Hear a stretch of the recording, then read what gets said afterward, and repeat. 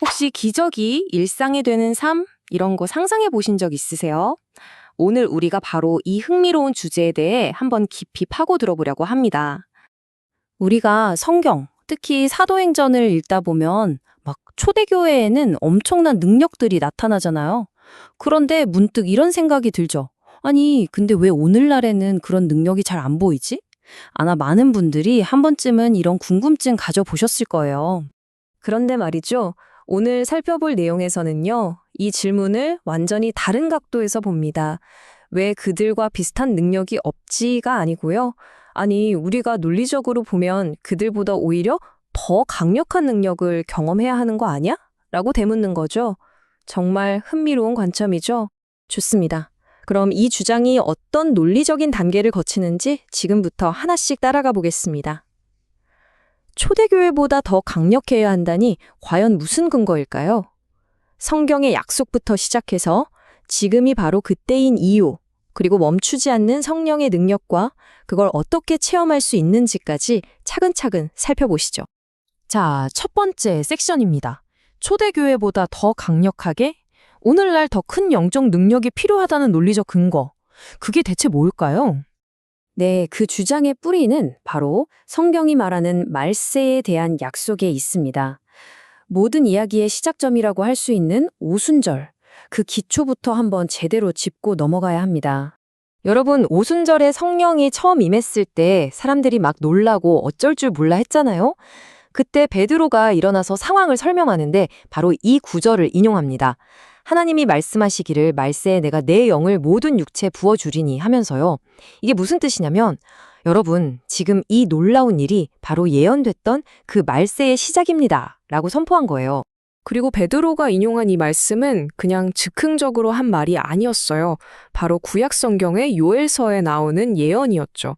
그러니까 이 성령 강림 사건이 갑자기 툭 튀어나온 게 아니라 이미 오래전부터 하나님이 약속하셨던 일이 드디어 이루어진 거다.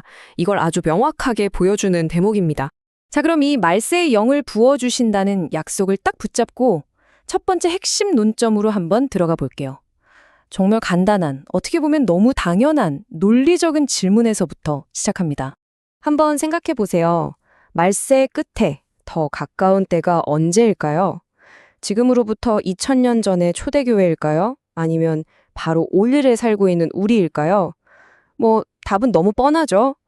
근데 이 당연한 질문이 우리를 정말 놀라운 결론으로 이끌어 갑니다. 자, 이걸 보세요. 초대교회는 말세의 시작점이었어요. 2000년 전이죠. 우리는요, 그 결말에 훨씬 더 가깝습니다. 만약 말세에 성령을 부어주신다는 약속이 유효하다면 상식적으로 생각해 보세요. 시간이 흐를수록, 끝에 가까워질수록 그 약속이 희미해져야 할까요? 아니면 더 분명하고 강력해져야 할까요? 그렇죠. 오히려 더 강력하게 부어주시는 게 논리적으로 맞다는 겁니다. 약해질 이유가 전혀 없는 것. 자, 여기서 이제 이런 반론이 나올 수 있어요. 아, 그 능력은 교회가 처음 시작될 때, 그러니까 일종의 초기 부스터처럼 필요했던 거고 지금은 끝난 거 아니야? 하는 생각이죠. 과연 성령의 능력이 그렇게 일회성 이벤트였을까요? 결론부터 말하면 전혀 그렇지 않다는 겁니다. 1세기가 지나면서 성령의 능력이 멈췄다는 생각은요, 성경이 전체적으로 보여주는 교회의 비전과 완전히 어긋난다는 거죠. 왜냐하면 성경을 보면 교회는 계속해서 확장하고 자라나는 생명체처럼 그려지거든요. 마치 누룩이나 겨자씨처럼요. 그리고 목표는 뭐냐? 그냥 유지되는 게 아니라 에베소서 말씀처럼 영광스러운 교회로, 골로새서 말씀처럼 모든 사람이 그리스도 안에서 완전한 자로 세워지는 겁니다. 여러분, 이런 엄청난 목표가 하나님의 능력 없이 가능할까요? 당연히 아니죠. 지속적인 능력이 필수적이라는 겁니다. 바로 그 능력, 교회를 세우고 확장시키는 그 기적적인 힘을 헬라어로 두나미스라고 합니다. 신약 성경에 무려 120번이나 나오는 단어예요. 우리가 아는 다이너마이트의 어원이기도 하죠. 그만큼 폭발적인 힘을 의미하는데 사도 바울이 자기 사역의 비결이 뭐냐고 했을 때 바로 이 두나미스, 이 성령의 능력을 의지했다고 고백했습니다. 자, 그럼 여기서 또 질문이 생기는 거죠? 초대교회를 개척하던 바울에게도 이 두나미스가 절대적으로 필요했다면 교회가 완성되어 가야 할 이 마지막 시대를 살아가는 우리에게는 이 능력이 얼마나 더 절실하게 필요하겠냐는 겁니다. 덜 필요할까요? 아니면 더 필요할까요? 답은 명확하죠? 네, 지금까지 논리적으로 따져봤을 때, 그래, 오늘날 더 큰 능력이 필요한 게 맞아, 라고 이해가 되셨을 거예요. 하지만 여기서 멈추면 아무 의미가 없겠죠. 중요한 건 이 지식을 실제 현실로, 즉, 체험의 단계로 가져오는 겁니다. 그러니까 두 가지 영역이 있는 거예요. 첫 번째는 이해의 영역. 성경을 읽고, 아, 이런 약속이 있구나 하고 아는 거죠. 하지만 우리가 정말로 초대받은 곳은 두 번째, 바로 체험의 영역입니다. 그 약속이 내 삶에서 실제로 일어나는 현실 속에서 살아가는 것. 이것이 핵심입니다. 만약에 지금 내 삶에 이런 능력이 잘 안 보인다고 해서 실망할 필요가 없어요. 그건 하나님의 말씀이 실패했다는 증거가 절대 아닙니다. 오히려 그 반대예요. 지금 우리가 아는 것과 실제 경험하는 것 사이에 있는 그 틈을 채우라고 하나님이 우리를 부르시는 초대장이라는 거죠. 얘야, 이리로 더 가까이 오렴 하는 사인인 셈입니다. 좋아요. 그럼 그 틈을 어떻게 메울 수 있을까요? 그 체험의 영역으로 들어가는 첫걸음은 과연 무엇일까요? 이 분석의 마지막 결론은 바로 듣는 것에 달려 있다고 이야기합니다. 요한계시록을 보면 7교회에 편지를 보낼 때마다 똑같이 반복되는 구절이 있죠. 귀 있는 저는 성령이 교회들에게 하시는 말씀을 들을지어다. 이건 그냥 귀로 듣는 소리를 말하는 게 아니겠죠? 우리의 영적인 귀를 열어서 지금 이 순간에도 우리에게 말씀하시는 성령님의 음성에 집중하라는 아주 강력한 요청인 겁니다.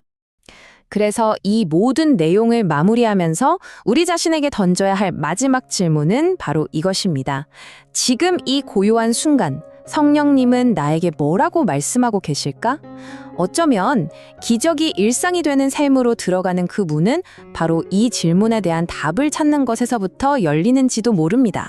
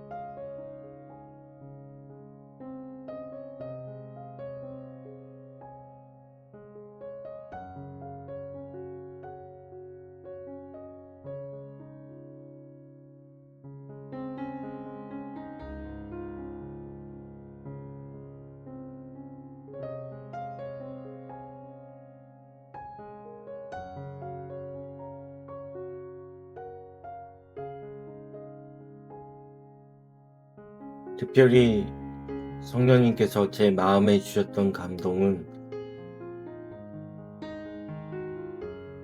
많은 사람들이 눌려 있다는 것을 느끼게 해주셨습니다.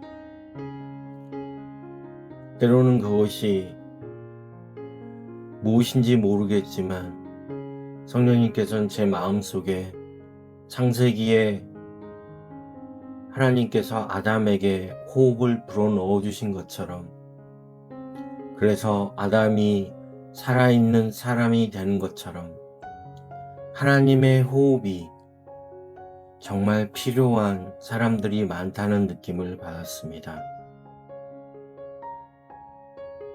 혹시 걱정 때문에 잠 못 이루는 분들이 계시지 않습니까?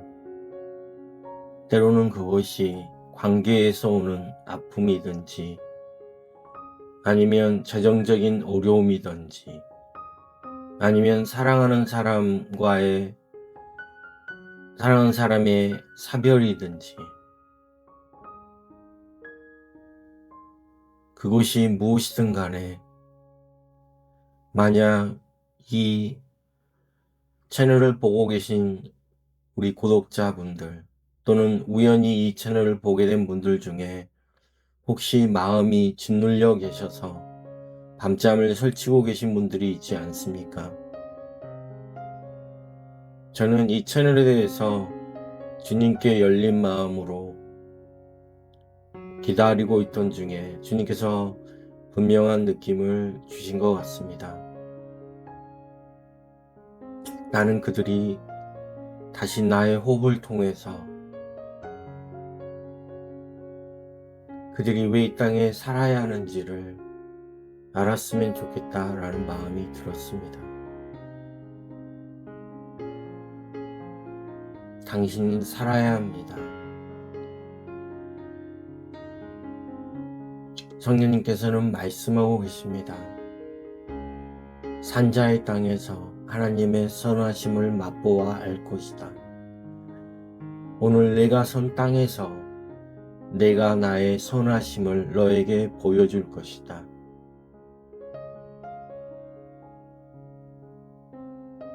칠흑 같은 밤 가운데 예수님께서 애써서 노를 젓고 있는 제자들에게 다가오십니다. 애쓰고 애쓴 그 제자들에게 예수님은 말씀합니다. 나니 두려워하지 말라. 내 멍에를 메고 내게 배우라. 수고하고 무거운 짐진 자들아 다 내게로 오라. 내가 너희를 쉬게 하리라. 나는 평강의 왕이다. 지금 이 순간 성령님께서 다가오셔서 하나님이 가지고 계신 생명의 생기, 생명의 호흡을 이 채널을 보고 계시는 한 분 한 분에게 불어넣기를 원하십니다. 살아날지어다. 나의 생기를 받을지어다. 내가 예수 그리스도의 이름으로 기도하는 것은 우울증과 끝없는 호흡곤란으로 마치 가슴이 탁탁 막히는 것처럼 특별히 이 시간에 고통을 당하고 계시는 분들이 있다면 휴대폰이나 컴퓨터 스크린을 잡으시고 함께 기도하시기 바랍니다. 성령님께서 말씀하고 계십니다. 내게로 와서 내 날개 아래 거하면서 나의 쉼을 누리거라. 나의 평강을 너에게 주노니 너의 무거운 짐을 나에게 맡기고 내 날개끈을 안에서 쉬거라.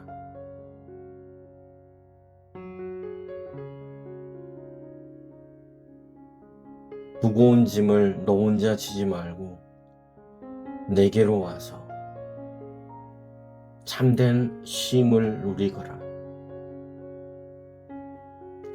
일주일에 교회에 가서 어쩌다 한 번 가서 누리는 안식이 아니라 주일이 아니라 매일 밤마다 여러분의 침대에서 안식을 하나님의 임재를 누리기를 원하십니다.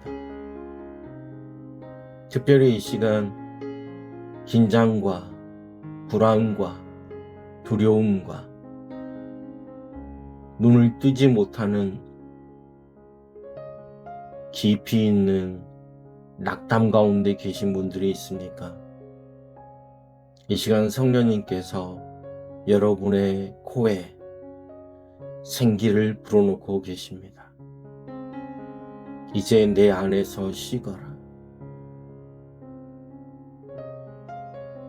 네, 주님, 이 방송을, 이 채널을 보고 있는 한 사람 한 사람을 만져주시고 성령께서 한 사람 한 사람을 찾아가 주시고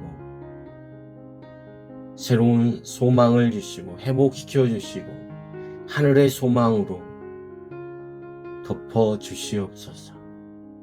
안식을 주시옵소서. 사랑한 자에게 달콤한 잠을 주신다고 하셨는데 달콤한 잠을 주시옵소서.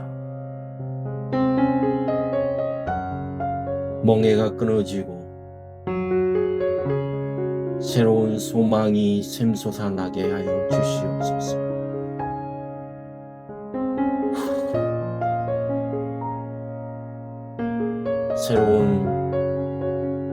새로운 생기가 돌지어다. 하나님의 생명의 기운이 임할지어다. 예수님 함께하여 주시옵소서. 예수님 함께하여 주시옵소서.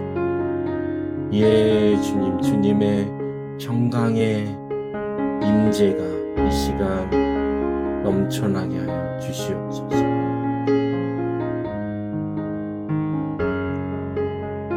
이 기도를 함께 하면서 기도하면서 느꼈던 점이나 또는 기도의 제목이 있으시다면 댓글로 남겨주시면 계속해서 함께 기도하겠습니다.